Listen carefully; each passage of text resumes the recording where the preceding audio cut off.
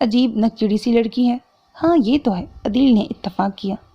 اس دن سیڑھیوں پر اس سے ٹکر ہو گئی، برتن تھے اس کے ہاتھ میں ٹوٹ گئے، محترمہ پیچھے ہی پڑ گئیں۔ ہیں؟ آپ تانیہ وہاب سے ٹکرا گئے؟ اس نے آپ کو چھوڑ کس طرح دیا؟ توقیر نے تحیر سے پوچھا۔ بس یار، ایک دم لڑاکا بلی ہے۔ اچھا چھوڑو، عدیل نے بات ختم کی۔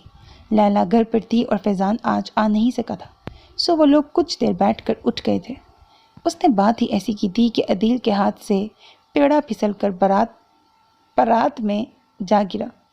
توقیر کے ہاتھ سے دہی کی تھیلی پٹاخ سے نیچے گری اور پھٹ گئی۔